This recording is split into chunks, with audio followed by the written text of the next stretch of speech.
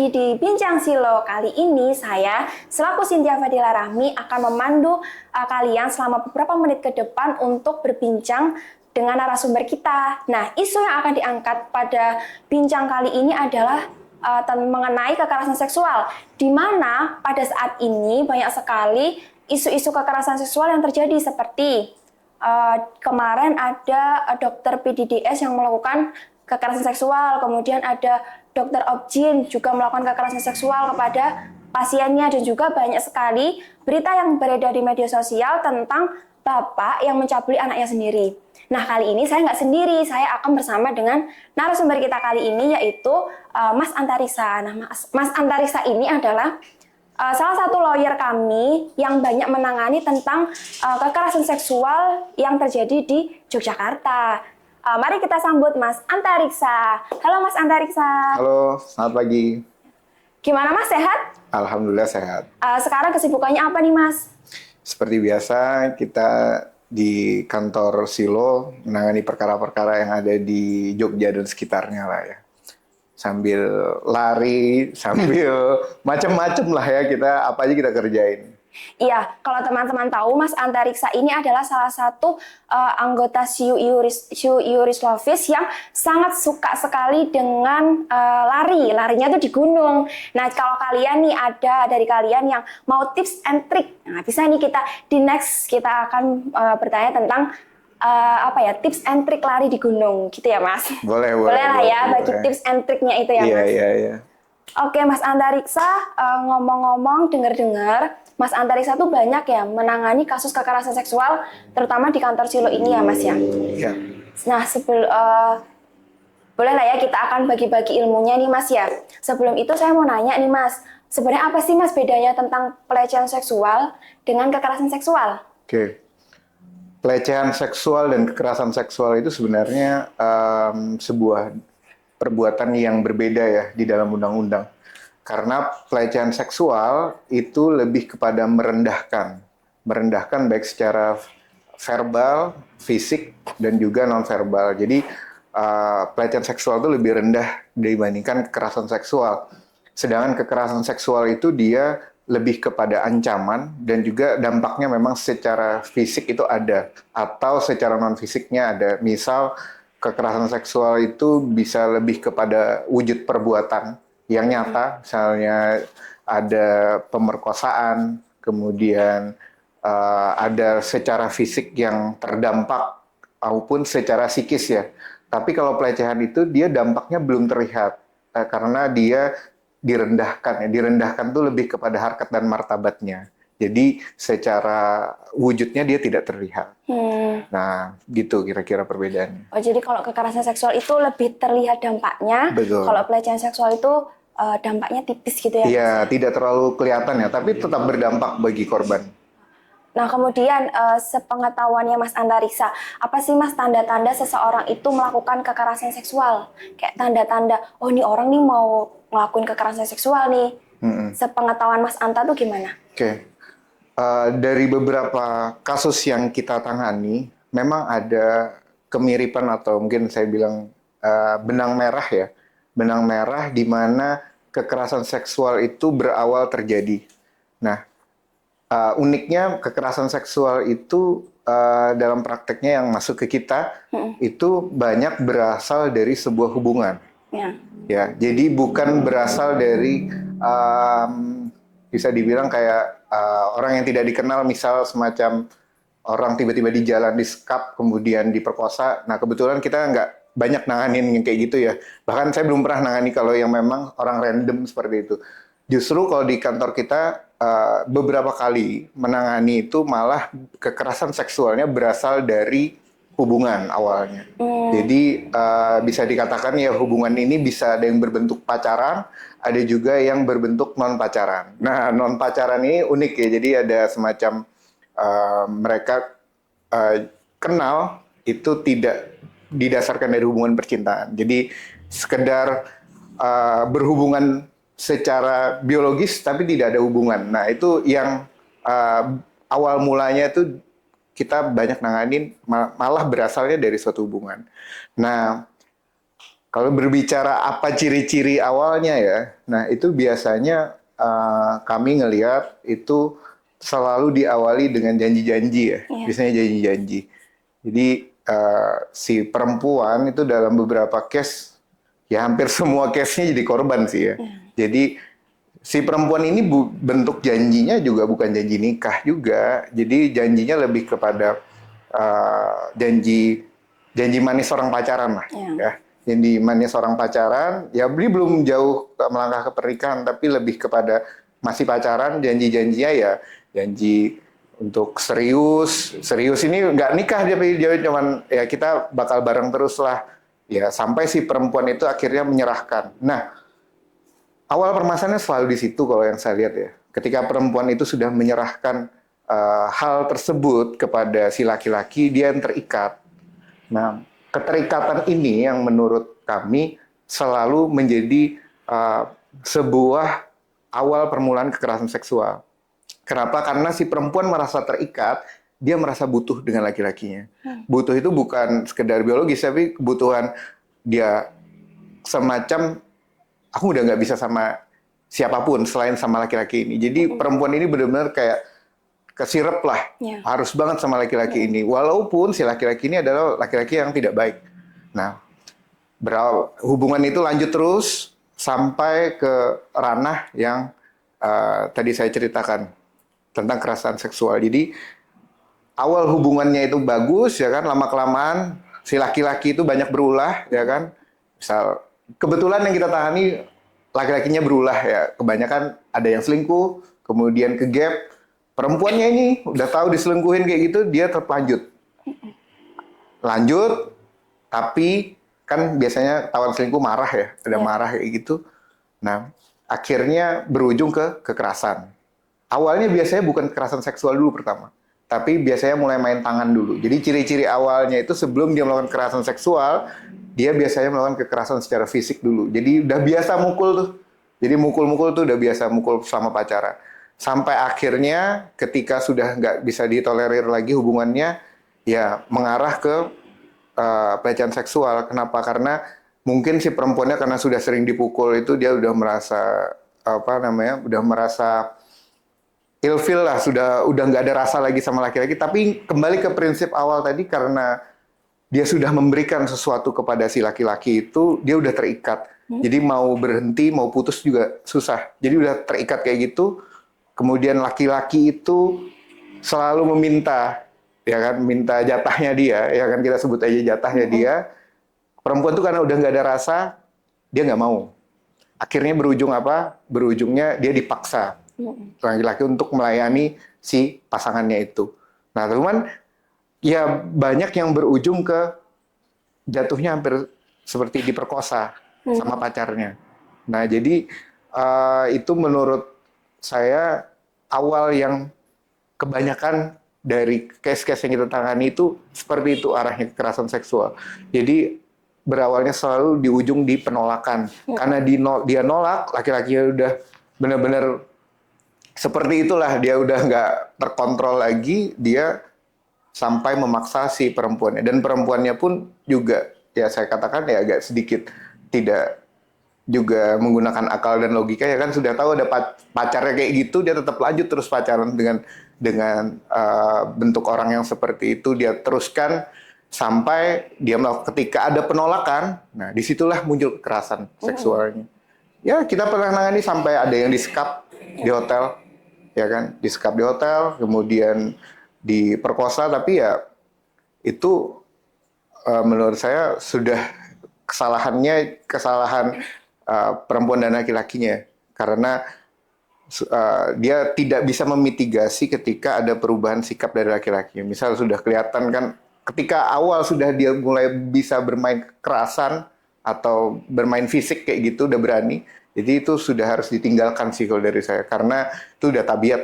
Jadi bisa berakhir kekerasan seksual. Bahkan teman-teman sering mungkin dengar ya berita tidak sedikit banyak pasangan yang dimutilasi, ya, gara-gara masalah seksual tadi, ya kan, berujung itu masih mending kalau kekerasan seksual ya. Kalau berujung ke kekerasan secara fisik sampai mati atau sampai dimutilasi seperti itu kan, itu udah jadi perkara yang berat. Jadi pintar-pintar lah milih pasangannya.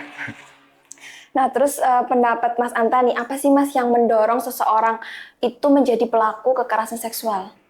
Oke, yang mendorong ya, saya agak agak bingung juga ya kalau mendengarkan faktor yang ternyata kita alami di selama penanganan kasus.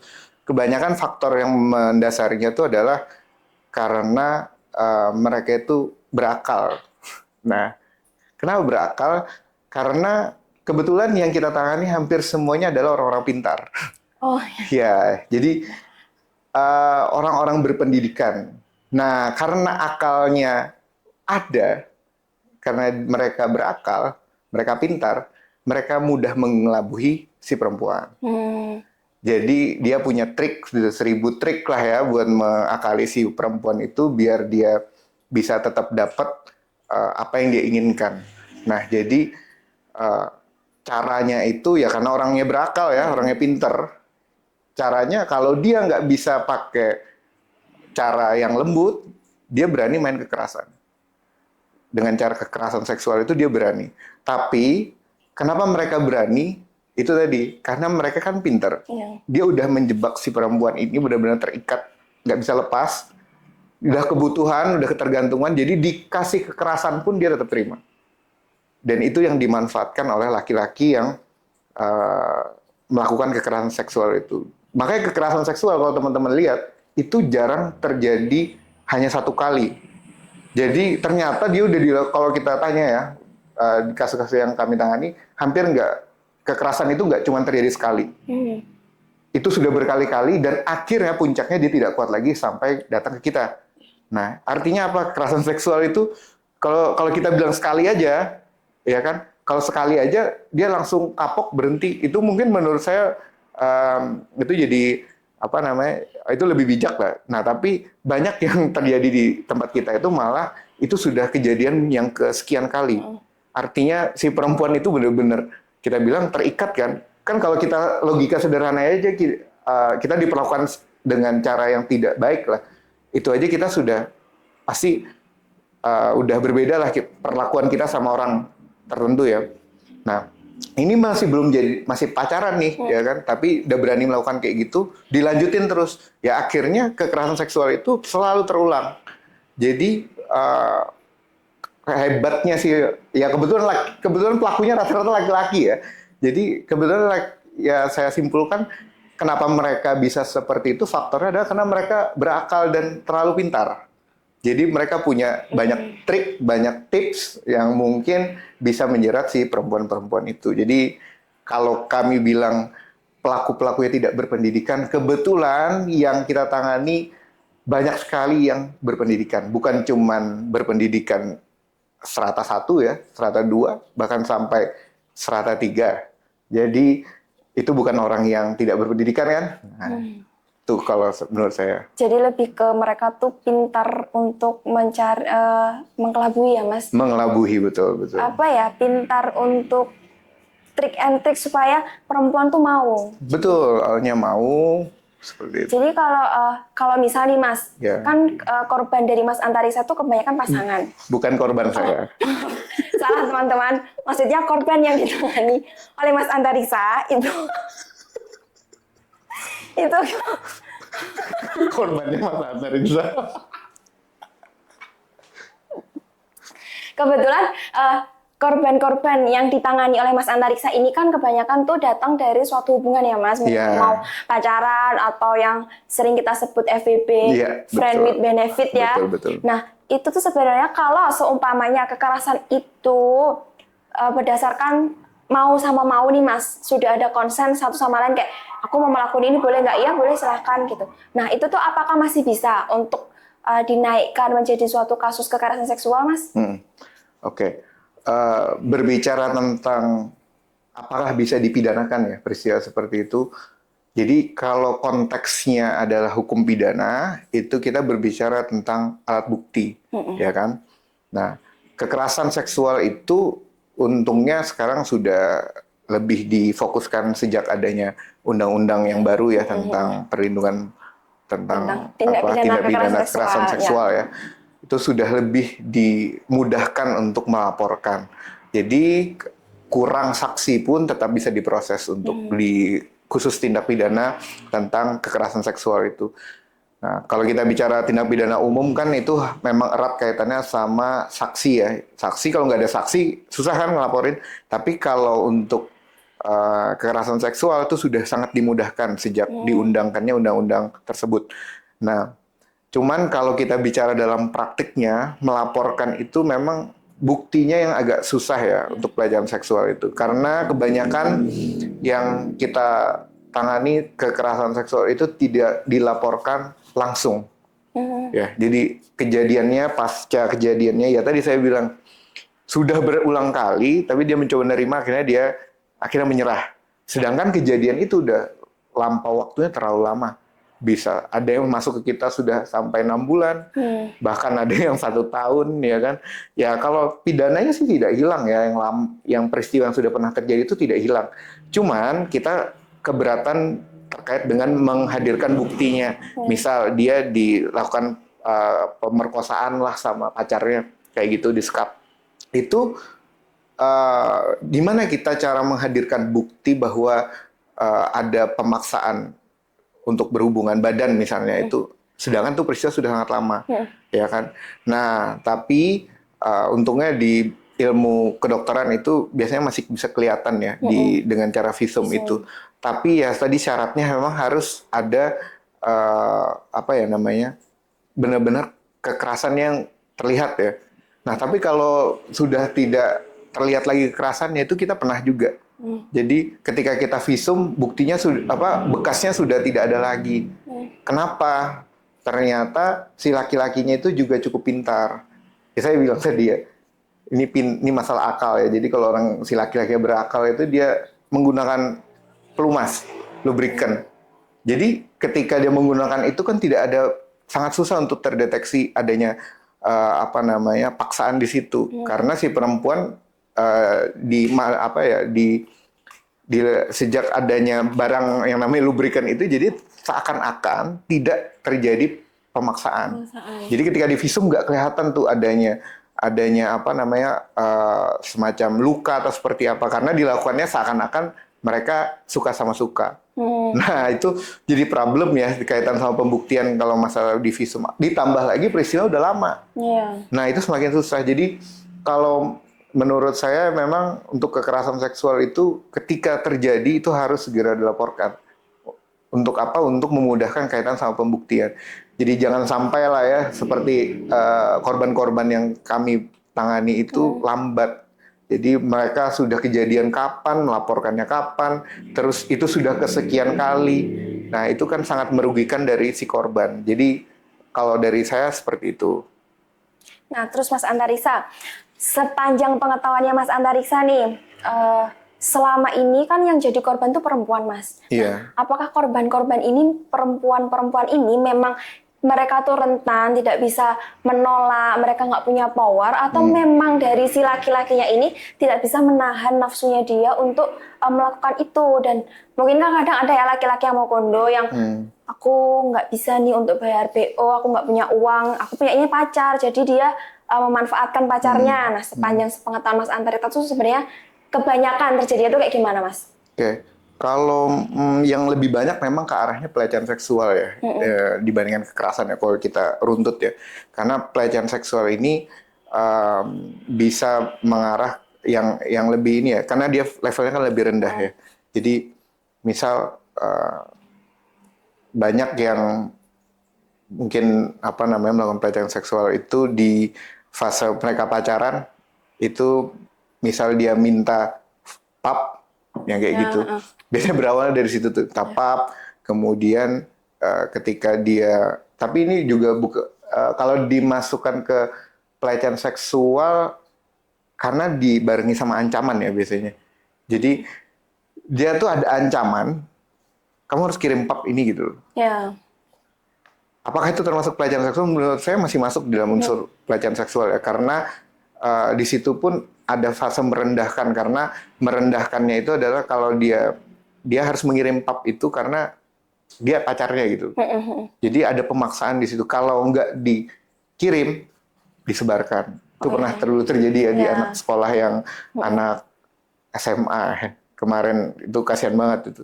Jadi dia kena si laki-lakinya itu melakukan pemaksaan dari foto. Jadi akhirnya fotonya dari kirim satu, awalnya satu ya. Satu itu dalam kondisi yang mereka masih dalam hubungan baik-baik aja, kan?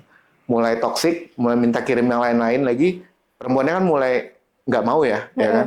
Disitulah si laki-laki mulai melakukan pengancaman untuk penyebaran lah. Memang ini jadinya multi pasalnya jadi banyak ya, ada pasal tentang pornografi, undang-undang ITE ya kan, tapi juga masuk ke ranah pelecehan seksual itu karena perbuatannya dia itu kan merendahkan harkat dan martabatnya perempuan ya. Perempuan dipaksa untuk mengirimkan foto itu kan sebuah pelecehan ya. Nah itu, jadi saya melihatnya seperti itu sih fenomenanya. Nah, Mas Antariksa, apakah selamanya nih Mas korban itu akan menjadi korban dan pelaku itu akan menjadi pelaku? Kan kadang ada ya Mas perempuan itu yang dia itu dengan sukarela nih memberikan kepada si laki-laki. Nah, apakah selamanya dalam kasus kekerasan seksual ini perempuan itu akan jadi korban dan laki-laki itu pelaku, atau malah bisa laki-laki itu jadi korbannya si perempuan? Oke, kalau bicara laki-laki apakah bisa jadi korban, ya faktanya ada. Ya. Faktanya ada, tapi kebanyakan tetap korbannya adalah perempuan. Apakah selamanya akan menjadi korban dan pelakunya akan menjadi pelaku, itu kembali lagi ke kapan sih permasalahan ini akan terputus ya. Jadi kadang karena dia sudah merasa jadi korban, dia itu bisa melakukan pelecehan seksual. Tapi itu biasa terjadi kalau di kasus anak di bawah umur sih biasanya ya. Dia punya dendam tersendiri sehingga dia itu dulu pernah terjadi di sebuah pesantren ya, yang pernah ada di Rame lah dulu ya kan. Ternyata pelaku kekerasan seksualnya itu adalah sama jenis tuh waktu itu. Dia kan mensodomi santrinya ya. Nah itu kenapa terjadi demikian? Pelakunya melakukan seperti itu karena katanya dia pernah diperlakukan seperti itu juga dulu. Jadi dia semacam melakukan itu lagi karena dia adalah mantan korban. Nah, ada juga faktor yang seperti itu. Dari korban menjadi pelaku. Tapi kalau dari sudut pandang saya tentang apakah korban akan selalu menjadi korban, itu harus menjadi sikap si perempuan ya. Perempuan harus mengambil sikap. Ketika dia sudah menjadi korban itu, dia harus memutuskan untuk menghentikan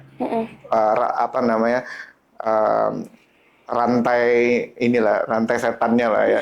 Jadi kalau sudah melakukan seperti itu, ya sudah berhenti. Jangan mencoba mencari api lagi. Karena dia untuk mencari laki-laki yang memastikan tidak ada pelecehan seksual, itu nggak ada parameternya. Ya kan, kita tidak bisa melihat laki-laki itu, misal nih, dia profesi yang mulia ya.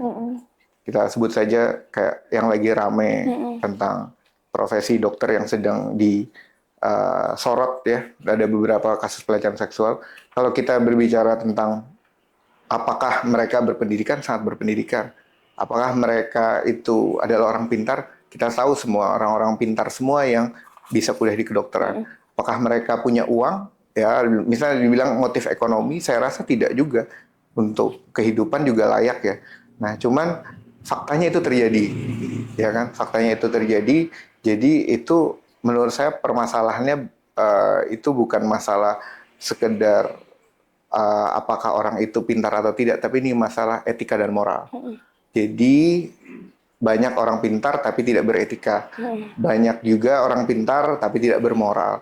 Sehingga perbuatannya mereka itu, orang yang pintar itu kalau melakukan suatu perbuatan yang buruk, itu dampaknya lebih besar dibandingkan orang yang bodoh. Kita katakan bodoh ya, tapi dia melakukan suatu perbuatan yang jahat. Pasti dia dampaknya tidak besar. Ya kan, misal ada orang maling nih. Maling itu orangnya nggak pinter. Ya kan, mungkin dia cuma bisa bawa spionnya, dia bisa cuma bawa helmnya. Tapi kalau maling itu pinter, dia berakal, habis itu satu motor diangkut. Jadi masalah pelecehan seksual ini kita bicara tentang etika dan moral. Jadi kita bukan berbicara tentang akal. Saya rasa semua orang yang melakukan pelecehan seksual itu tahu bahwa itu salah. Tahu bahwa itu ada hukuman pidananya, tahu. Cuman kenapa itu terjadi, ya kan? Itu karena rusaknya etika dan moral. Jadi kalau dari saya sih seperti itu. Nah, terus sependapat Mas Anta nih, saya mau nanya pendapat nih sama Mas Anta.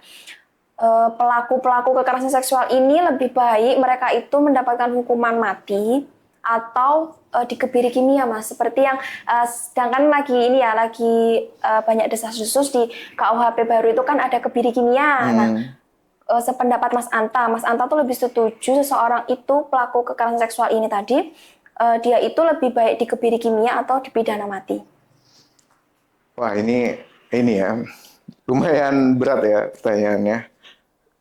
Saya ngambil sikap kalau masalah hukuman seperti itu ya saya pro untuk di hukuman mati sih sebenarnya. Kenapa? Karena dengan cara hukuman mati itu bisa memutuskan rantai dan juga memutuskan juga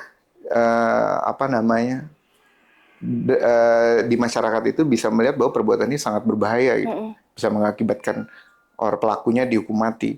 Hukuman mati itu memang secara hukum HAM-nya kan ya pasti akan mendapatkan penolakan ya. Cuman dari aspek yang lebih tingginya itu masyarakat bisa melihat bahwa atau calon-calon pelaku ini bisa melihat bahwa ini bukan permasalahan yang sederhana. Ini adalah sebuah permasalahan yang berat.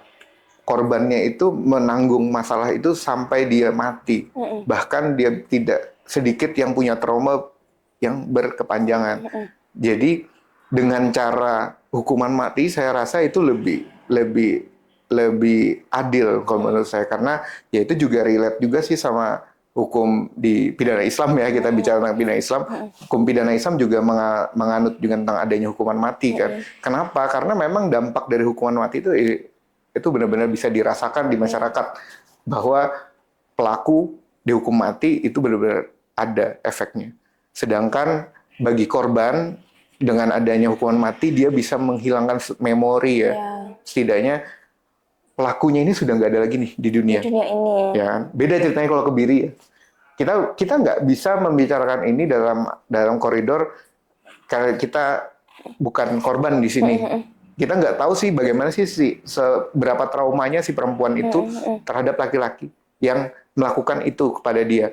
Makanya ketika ada kebiri kimia, kan dia masih tahu nih orang ini hidup, orang ini masih bisa hahi ketawa ketiwi ya kan, dan dia masih bisa berpotensi ketemu, ya kan? Itu mungkin bagi sebagian perempuan yang mengalami kekerasan seksual itu sebuah trauma yang mendalam. Bahkan bisa jadi banyak ya yang kita tangani sampai ada yang tidak mau keluar rumah sampai berbulan-bulan karena masalah kekerasan seksual, pelecehan seksual ini. Jadi dengan adanya hukuman pidana mati menurut saya itu jauh lebih memberikan efek jera bagi pelaku dan juga bagi si korban. Dia bisa lebih tenang, dia bisa melanjutkan kehidupan dengan lebih baik, dia tidak terbayang-bayang lagi dengan sosok pelaku itu gitu. Oke, baik nih Mas Antariksa. Mungkin saja nih audiens kita siang hari ini nih ada dari mereka yang menjadi korban, tapi mereka itu takut untuk melapor. Nah, kalau menurut Mas Antariksa nih, langkah apa yang bisa dilakukan untuk korban-korban kekerasan seksual ini supaya mereka tuh mendapatkan keadilan atas perilaku yang mereka dapatkan? Oke. Kita juga bicara, dari tadi kita bicara korban ya. Ini. Nah, cuman saya juga menarik untuk memperbaiki juga dari sisi pelaku ya. Nah, pelaku ini karena yang melakukan ini memang kebanyakan orang berpendidikan. Nah, ini kita juga harus memikirkan bagaimana pendidikan moral dan etikanya. Ya kan? Karena apa? Korbannya sudah sangat terlalu banyak sekarang ini ya. Kalau teman-teman tahu di tingkatan Polres itu di bagian PPA itu kasus pelecehan seksual sangat banyak. Dan yang melakukan itu, ya tadi saya bilang bukan orang-orang yang tidak berpendidikan atau orang random. Kebanyakan pasangannya sendiri yang melakukan. Nah, itu harus dipikirkan juga ya. Apalagi kalau kita lihat di kasus yang sebelum-sebelum ini ya, yang melakukan juga adalah profesi yang mulia ya. Kenapa sih kasus ini jadi rame ya di masyarakat ya? Padahal kalau kita tarik garis mundur sebelumnya, masalah pelecehan seksual ini bukan permasalahan yang baru di Indonesia. Udah lama, ya kan? Pelecehan seksual dari masalah perzinahan itu udah dari zamannya Nabi Adam juga sudah ada gitu loh. Jadi itu bukan permasalahan yang baru. Tapi permasalahan itu selalu ada ya kan. Nah, sedangkan sekarang itu strata yang melakukan mulai naik. Kalau dulu mungkin teman-teman sekalian pernah dengar ya, pemerkosaan banyak yang dilakukan oleh preman pasar, ya kan, atau semacam di pinggir jalan terus dicegat, diperkosa di bangunan kosong, ya kan. Orang artinya zaman dulu itu pelakunya adalah orang-orang yang benar-benar tidak berpendidikan. Dia tidak punya dia tidak punya kemampuan untuk melakukan, misal dia mau mendapatkan layanan seksual tapi dia nggak punya duit, dia perkosa orang gitu. Sekarang mereka itu semua punya apa yang tidak ada di zaman itu. Mereka sekarang punya uang, mereka semua punya pendidikan, mereka punya posisi. Ya kan, posisinya apa ya? Kebetulan yang kemarin rame jadi ini ya, Objin ya, dokter Objin ya. Dia punya posisi itu untuk melakukan itu ya kan. Artinya dia juga punya pendidikan yang baik, dia juga punya uang juga ya kan. Tapi kenapa hal itu bisa terjadi? Nah, kalau dari saya mungkin masukannya kita harus membenahi dari aspek pendidikannya ya, pendidikan etika dan moral. Karena kalau kita bicara hukum, ya kan, kadang kita fokus ke pembenahan bagaimana rehabilitasi korban. Tapi kita nggak bisa masih belum memikirkan bagaimana sih solusi hukum atau mungkin dari praktisi hukum ini, gimana sih cara memutus rantai dari pelakunya gitu loh. Kalau kita bicara tentang bagaimana cara korban itu melapor, itu sudah di aspek paling terakhir itu loh. Nah, tapi kebanyakan sampai sekarang yang jadi masalah ini, kenapa pelakunya terus nambah setiap tahunnya. Dan kebetulan tahun ini ramai banget, ya kan? Ramai banget pelakunya pas kebetulan di profesi tersebut. Nah, itu jadi perhatian saya bahwa sepertinya kita memang harus melakukan pembaharuan atau perubahan sistem pendidikan juga. Pendidikan etika dan moral. Karena kalau kita misal ada pembaharuan peraturan, saya rasa itu tidak terlalu efektif. Kenapa? Aturan hukum kita sudah ada yang mengatur tentang itu. Apalagi ada yang undang-undang tindak pidana kekerasan seksual itu udah oke banget buat melindungi perempuan ya. Cuman pertanyaannya, ini udah ada undang-undang ini, udah ada. Tapi kenapa pelakunya kok ya tiap tahun nambah terus? Bahkan di profesi-profesi yang kita nilai adalah orang-orang yang pintar. Ya kebetulan yang ini ramai dokter, ya kan. Ada yang kemarin ramai juga. Saya ada juga baca dari APH juga ada ya, aparat penegak hukum juga ada. Artinya pelecehan seksual ini juga kita tidak bisa kategorikan yang walaupun lagi ramai tentang dokter, ini bisa terjadi di semua profesi loh. Ini bisa terjadi di semua kalangan loh. Nah, berarti apa yang jadi masalah gitu loh? Ya menurut saya dari awal pendidikan. Pendidikannya ini kita memang sudah sekarang melupakan tentang etika dan moral.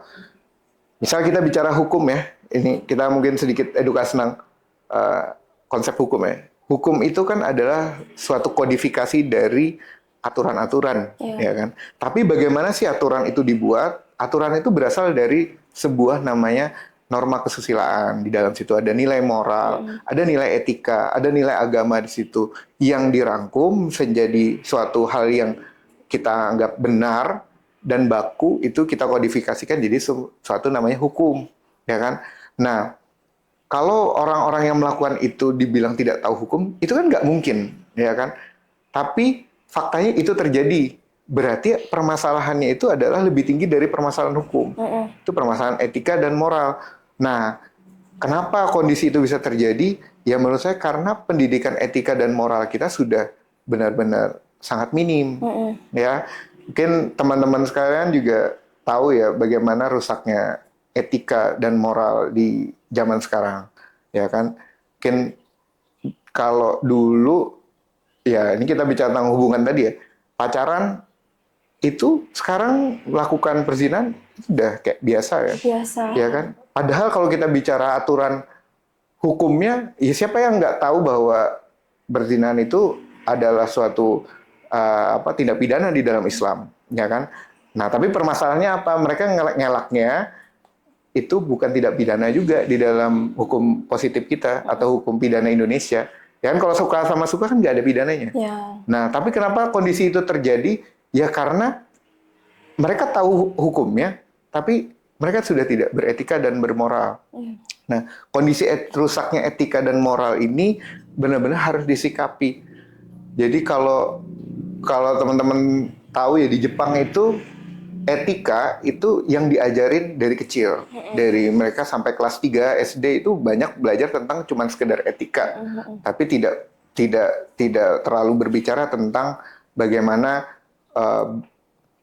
calistung lah, ya kan. Mereka tidak terlalu fokus di situ, tapi memang memfokuskan di etikanya. Sedangkan kita ini kalau di Indonesia, ketika kita sudah belajar sesuatu nih, misalnya di profesi tertentu, pasti ada namanya kode etik tuh, ya kan? Profesi ada kode etiknya. Kita itu udah nggak melihat, contoh ya, teman-teman pasti yang di profesi pasti pernah dengar namanya kode etik. Emang baca kode etik? Semuanya kita baca, ya kan? Enggak, pasti kita nggak baca kode etik. Terus waktu belajar emang kita punya ketertarikan tersendiri tentang kode etik itu. Kan ada namanya kode etik profesi itu. Pasti ada mata kuliahnya di sebuah profesi. Kita emang punya antusias yang sangat tinggi terhadap mata kuliah itu. Enggak, itu kayak mata kuliah tambahan. Nah, itu kita rasa yang dirasakan oleh orang-orang sekarang tentang etika itu sekedar cuma tambahan, itu yang bikin rusak.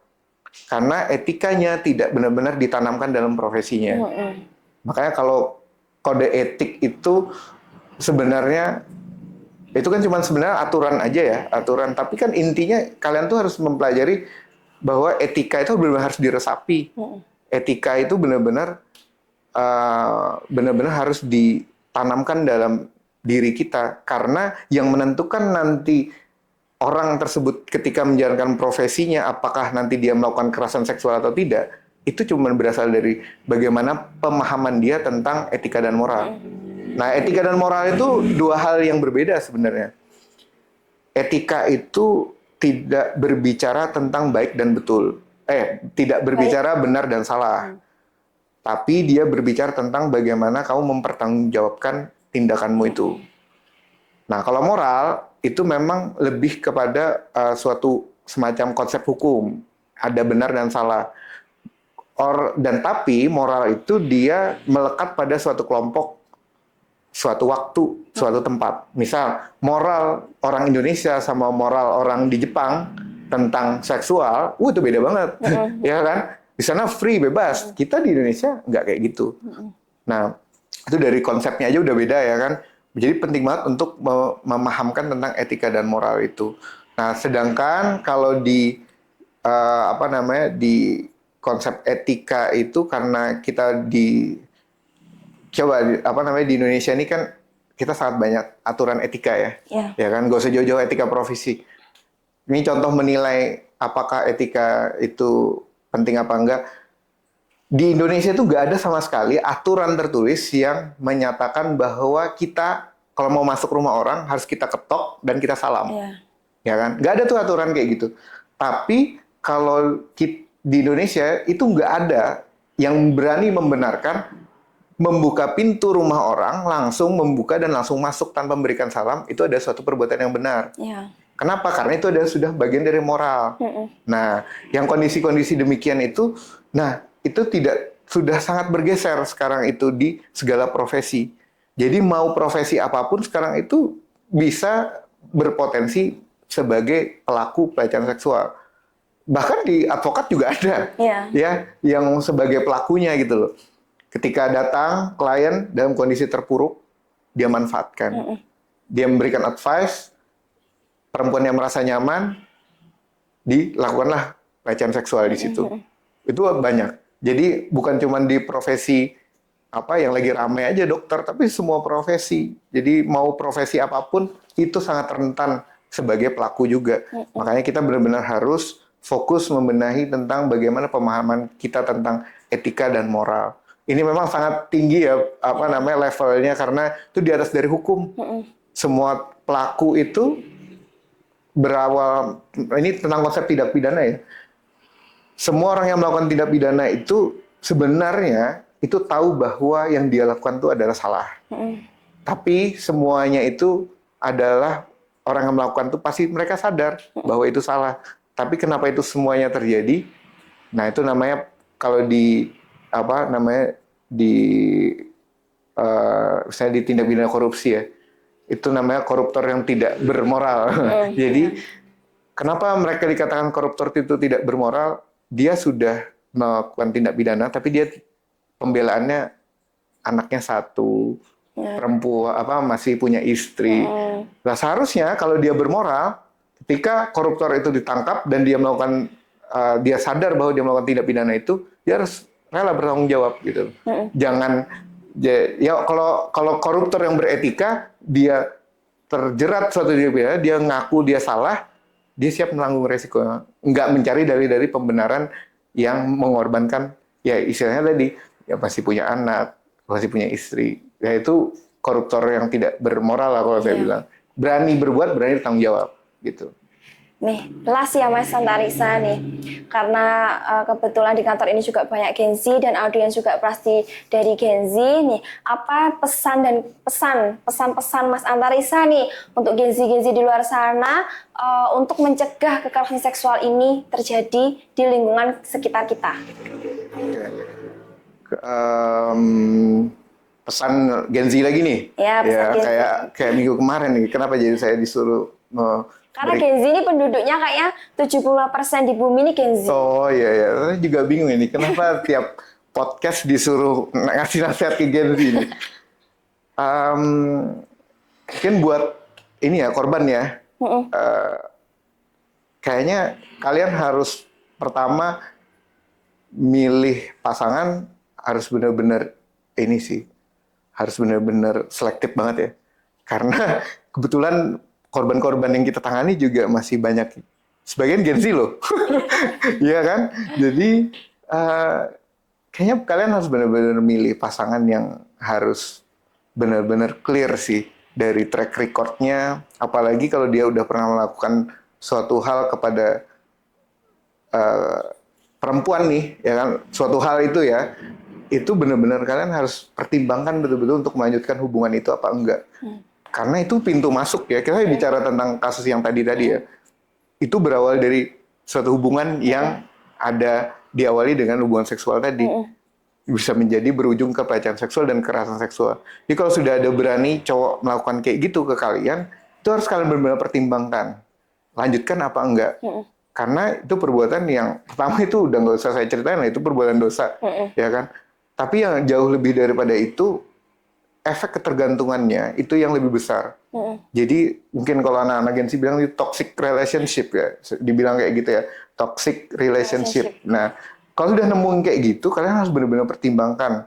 Karena kalau laki-laki itu aja sudah berani melakukan yang seperti itu, dia dikatakan sebagai laki-laki yang tidak bertanggung jawab, bagaimana nanti laki-laki itu akan bertanggung jawab dengan perbuatannya itu. Misal, apa kamu yakin dengan laki-laki bentukan kayak gitu nanti bakal nikahin kamu? Ya kan? Orang dia aja melakukan itu sebelum adanya komitmen yang atau dikatakan misal sebelum menikah lah ya. Sebelum menikah itu kan berarti nggak ada komitmen sama sekali. Dia berani melakukan seperti itu. Nah, apakah yang seperti itu layak untuk dipertahankan? Kenapa? Karena bisa jadi si laki-laki itu hanya punya tujuan tertentu. Misal dia cuma pengen dapat layanan seksualnya aja, tapi dia tidak ingin menikahi. Kemudian karena tujuan dari laki-laki itu adalah tentang dia butuh layanan seksualnya, ketika dia tidak mendapatkan apa yang dia inginkan, lalu mainlah di situ kekerasan seksual, pelecehan seksual, ya kan? Nah ini awal mulanya selalu manis ya. Kita nggak pernah dapat kasus tuh yang awal mulanya tuh pahit, nggak ada. Kebetulan manis semua. Ya, jadi manis banget, hubungan udah bertahun-tahun ya kan, ternyata di ending seperti itu. Jadi kalau saya ngelihat ya karena sekarang itu masalah apa ya namanya, masalah yang di Gen Z ini saya lihat juga banyak yang mereka tidak punya hubungan secara resmi ya. Artinya ya tadi disampaikan oleh Mbak Cynthia ada yang namanya FWB. Iya kan? Wah itu lebih lagi ya, lebih berbahaya lagi ya. Kalau pacaran kan tadi itu masih ada mending ya kayak semacam ada kemungkinan komitmen untuk lanjut ya kan. Nah, kalau FWB itu lebih parah kan, nggak ada komitmen sama sekali.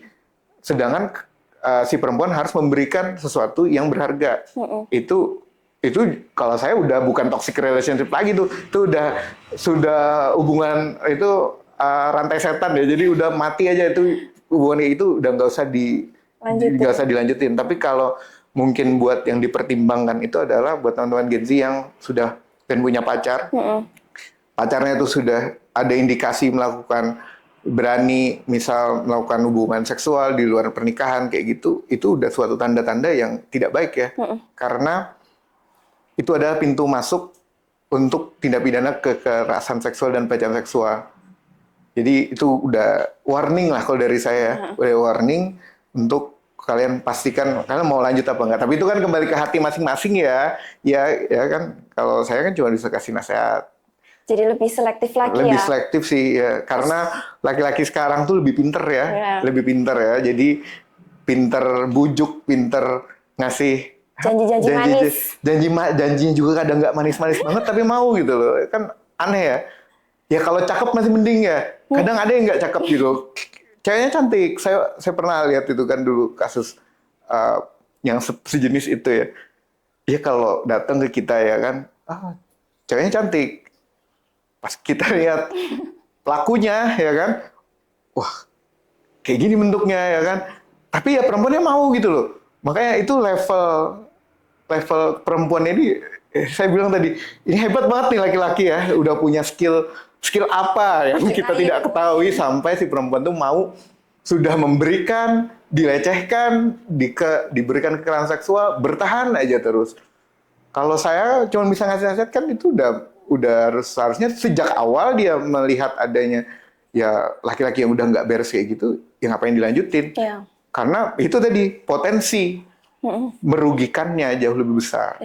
Jadi ya patut dipertimbangkan sih. Jadi lebih selektif. Kalau sudah kecemplung dalam hubungan toxic relationship ya silahkan kalian untuk meng-cut hubungan kalian supaya tidak menjadi korban kekerasan seksual secara berlanjut gitu ya. Disuruh ini nih. emang suka nyuruh ini ya. Oh tidak.